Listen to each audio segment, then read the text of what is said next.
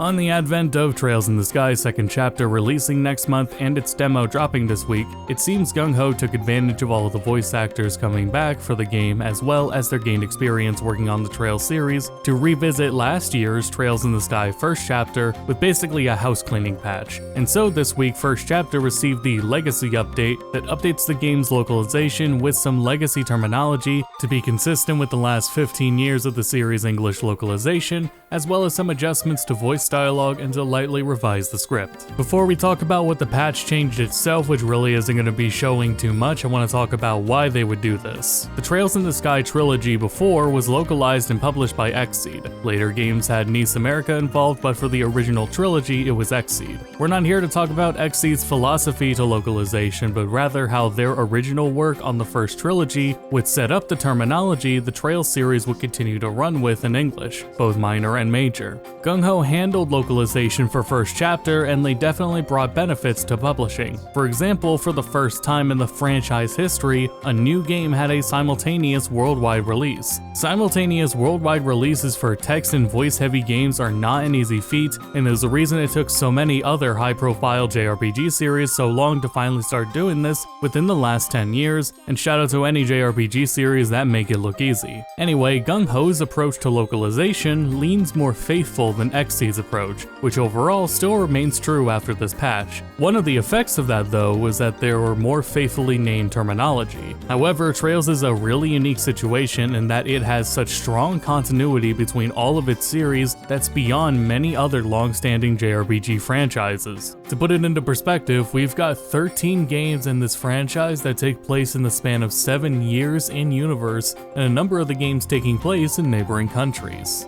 Yeah, there are self-contained stories, but the games aren't afraid at all to have many characters return, and there's even plot points that won't be followed up for much later. This is one of Trails' biggest appeals alongside its long-standing world building, and many long-term fans can vouch for the investment in the series up to this point. Trails in the Sky first chapter is the perfect jumping in point too, being a remake of the first game in the series, both by release order and chronologically. This could have been a good time to adjust terminology going forward, but we are talking about 15 years of English legacy terminology consistency up until now that, well, arguably maybe didn't really need to be corrected by this point. More importantly, it can confuse new players that may dive into prior localized games featuring the legacy terms and the pronunciations, especially when all the older games don't necessarily need remakes and may not get them, and because of the unique nature of the Trails games, the developer's intention is for you to remember or recall terminology in the world, but changing how terminology is localized between games could get in the way of that intention and make it harder than it should be. This patch also to me shows how serious Gungho is about localization for the series, because with the quality of this and some of the adjustments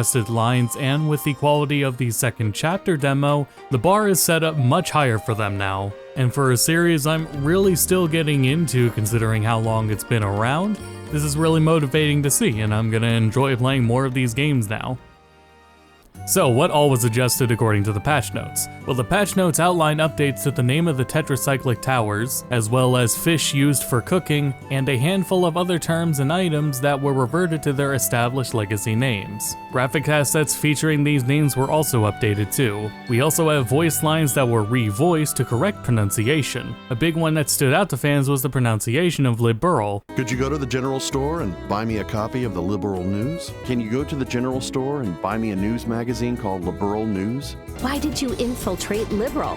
Why did you infiltrate liberal? A bit colder than liberal, though. A bit colder than liberal, though. Like we said though, this was an advantage to voice actors returning, but they've also noted that not all voice lines were updated. There's also re-voice lines that were just simply revised to flow better or to correct mistakes. Look at you, Joshua, being so cheeky so early in the morning. Wow, Joshua! It's the crack of dawn and you're already in full gentleman mode. It's important to eat right and get proper energy. It's important to eat right and keep your energy up. What an opportunist. But that's what makes you Estelle, probably.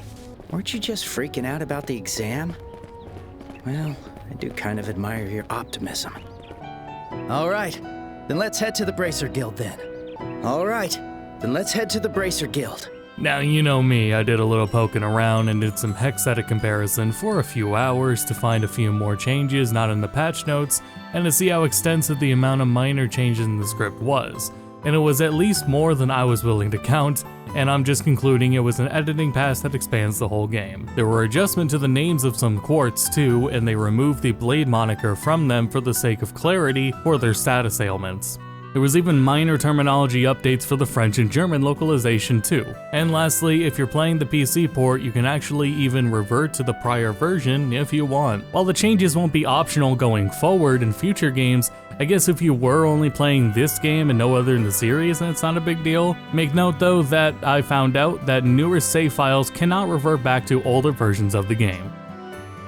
It's pretty refreshing to see Gungho willing to revise their prior work after gaining experience localizing second chapter, because there's more here than just adjusted terminology. And most publishers do let these kinds of things go, but it's cool to see the respect put on the series here.